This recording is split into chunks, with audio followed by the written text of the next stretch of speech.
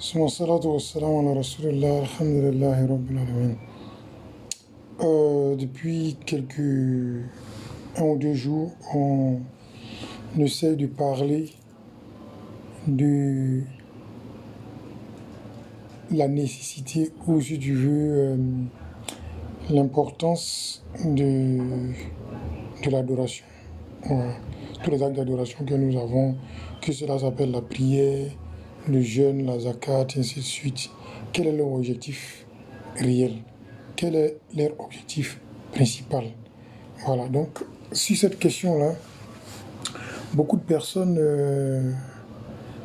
ont été choquées par le fait qu'on ait dit que le paradis n'est pas le but de notre adoration et ne devait pas être le but de notre adoration. Et beaucoup de personnes disent qu'on ne devait pas le dire, mais bon, ça c'est un point de vue. Pour nous, on pense qu'il est nécessaire d'éveiller ou de réveiller les gens pour qu'ils soient éveillés. Parce que le manque de réveil, effectivement, est à la base du fait que nous avons beaucoup d'adorateurs, mais moins de spirituels. Or, l'objectif n'est pas d'être religieux, mais d'être spirituel. Donc, notre religion, l'islam, est une belle religion qui donne tous les moyens à tous ses adeptes afin de pouvoir véritablement avoir une spiritualité de taille. Ainsi donc, on pourrait dire, Allah subhanahu wa ta'ala nous dit dans le Coran, Zalika al-kitabullah rayba fi hudan lil muttaqin. Ce livre-là, le Coran-là, c'est un livre au sujet duquel il n'y a aucun doute. C'est un guide pour les pieux.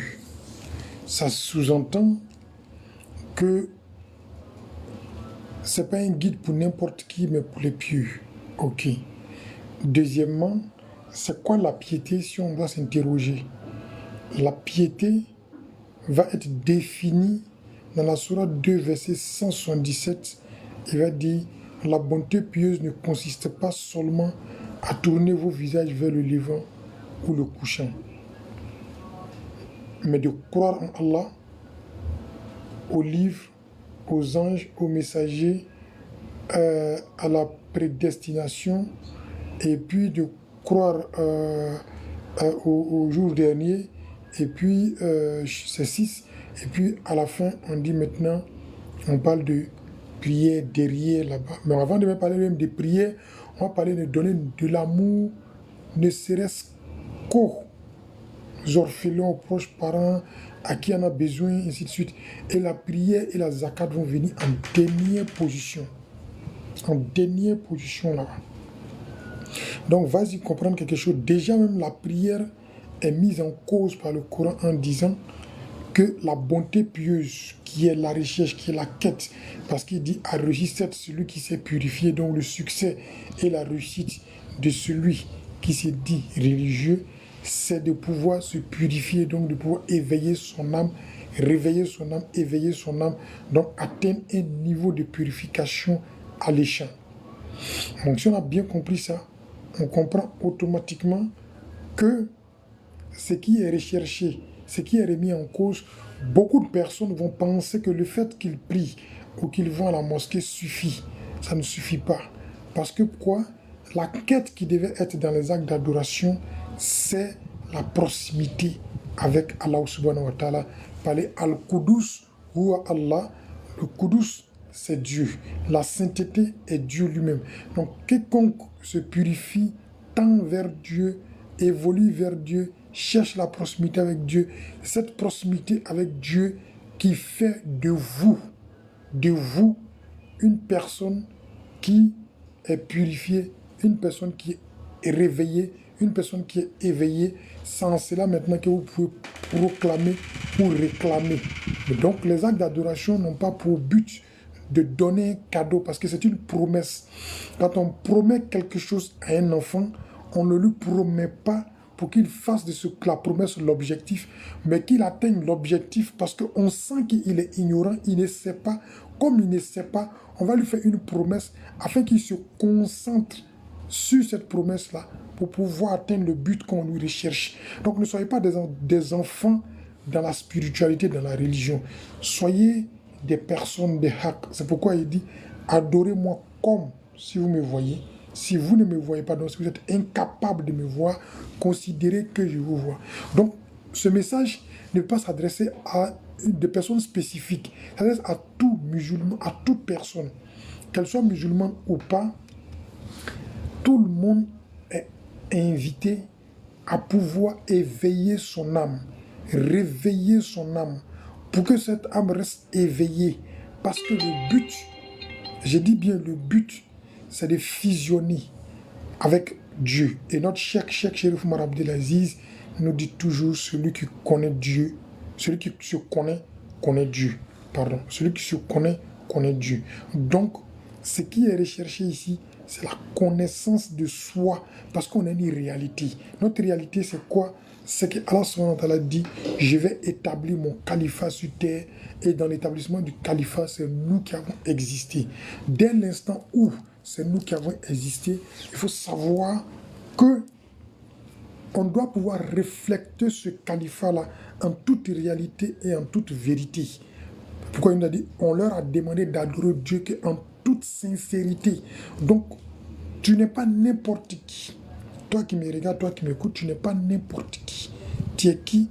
Tu as été défini comme le calife de Dieu, le représentant de Dieu, l'ambassadeur de Dieu, l'image de Dieu. Et est-ce que tu vis cette image de Dieu? Est-ce que tu sens une fusion entre toi et Dieu? Est-ce que tu sens vraiment une connexion entre toi et Dieu? Si ce n'est pas le cas, alors il va falloir rechercher ça. Et la première méthodologie pour rechercher ça, c'est de ne pas donner d'autres objectifs aux actes d'adoration en dehors de la recherche de Dieu, en dehors de la proximité avec Dieu, en dehors de la connaissance de Dieu. Parce qu'on lui a dit, Ibn Abbas dit, ça veut dire que c'est de connaître Dieu. Je n'ai créé les djinns et les hommes pour qu'ils m'adorent. Ça veut dire connaître Dieu, rechercher la connaissance, il y a une intimité avec Dieu. Sinon, pourquoi derrière nous va-t-il nous dire qu'il faut qu'on le voie quand nous sommes en adoration? Donc, ce qui veut dire que percevoir Dieu, c'est être en communion avec lui, c'est être en harmonie avec lui. Connaissez-moi, si vous ne me connaissez pas, comment allez-vous m'adorer? Donc il y a une nécessité de connaissance de Dieu, il y a une nécessité de rechercher la connaissance de Dieu. À travers quoi? À travers les actes d'adoration. Parce que c'est lui le saint par excellence. Et si il t'arrive d'avoir des attitudes saines, c'est-à-dire que tu tends vers lui. Et la fusion avec Dieu là, c'est pas quelque chose de nouveau. Il dit, celui qui s'approche de moi d'un empan, je m'approche de lui d'une coudée. Celui qui s'approche de moi d'une coudée, je m'approche de lui d'un pas. Celui qui s'approche de moi d'un pas, je cours vers lui. Est-ce que vous comprenez un peu ce que ça veut dire? Ça veut dire que Dieu, subhanahu wa ta'ala, veut nous rencontrer. C'est-à-dire que on est des créatures venant de lui, qui devons retourner à lui, qui devons retourner à lui. Mais ce retour-là doit se vivre ici. Cette communion doit être vécue ici. C'est dans le vécu de cette communion ici qu'on pourra être capable, je dis bien capable, véritablement, de pouvoir, je dis, manifester toute la plénitude du califat que nous avons, de l'ambassadeur que nous sommes, du représentant que nous sommes, de l'image de Dieu que nous sommes. C'est en reflétant ça réellement que nous pouvons vivre une vie apaisée, une vie tranquille, une vie meilleure. Donc ça s'adresse à tout le monde. Le message s'adresse à tout le monde. Il n'y a pas d'exception. Tout le monde doit être à la quête de cela. Et celui qui n'est pas à la quête de cela, il est véritablement dans, je dis, du folklore. Du folklore. Que tu sois pécheur, que tu sois, peu importe ton état, tu dois rechercher l'union avec Dieu. Tu ne peux pas être venu sur la terre ici et puis te retourner comme ça, cadeau. Non, il faut qu'il y ait une communion.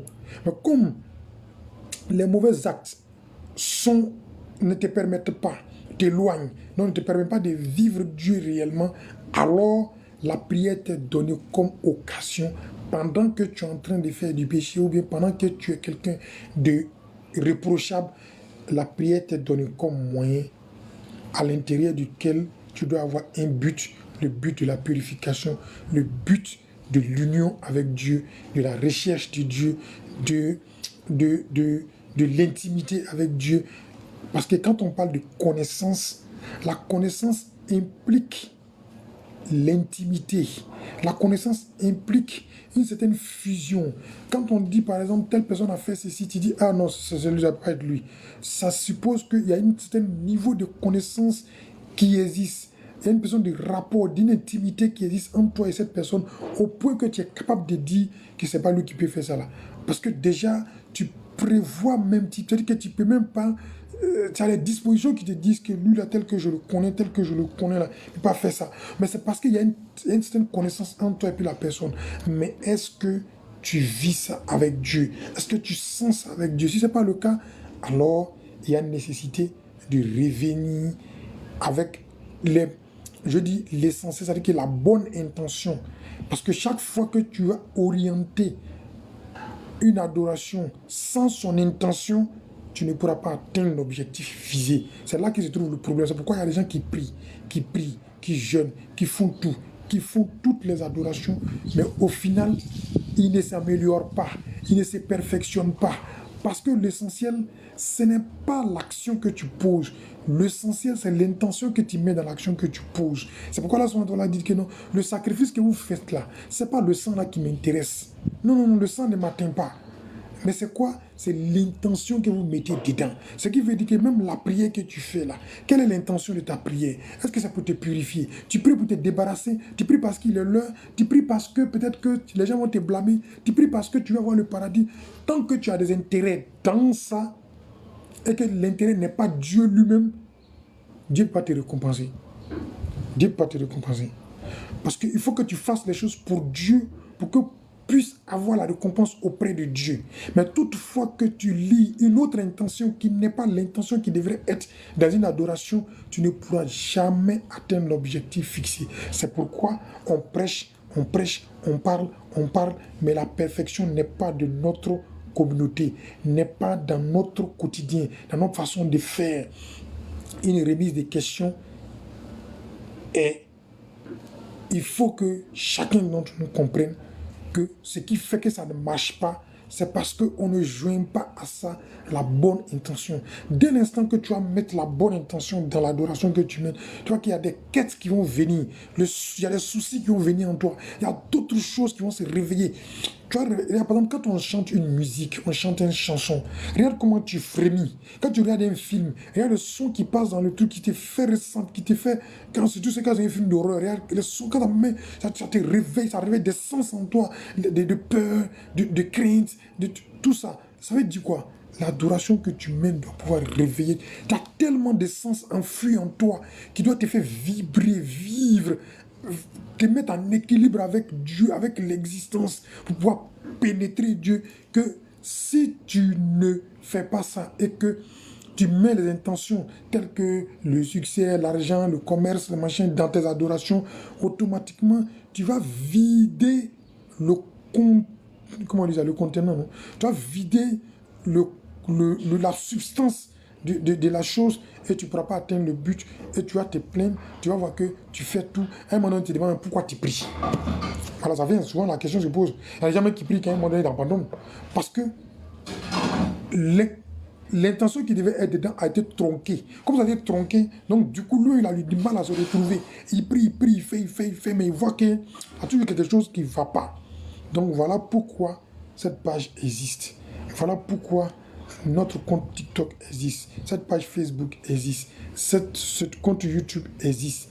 Le Mokadam de la jeunesse, élément de Cheikh Chérif Oumar Abdelaziz, interpelle la jeunesse pour dire nous devons prier, nous devons jeûner, même peu importe ce qu'on fait, peu importe le fait qu'on ne soit pas des personnes reprochables, des personnes pas pu, c'est pas ça l'importance. L'important, c'est que pendant qu'on est en train de faire ça, il y a un objectif qu'il faut viser, il y a une quête qu'il faut avoir. Cette quête-là, c'est quoi? C'est la proximité avec Dieu. C'est la quête de Dieu.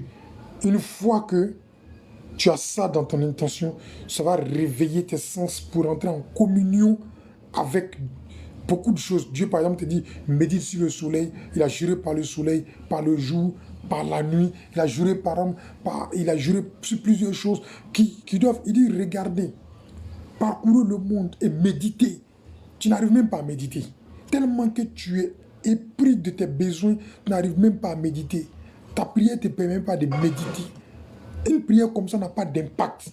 Mais comment quelqu'un peut faire des choses comme ça, des adorations de ce sens-là, et puis il fait qui n'a pas d'impact sur lui, et puis ce dernier va avoir le paradis forcé.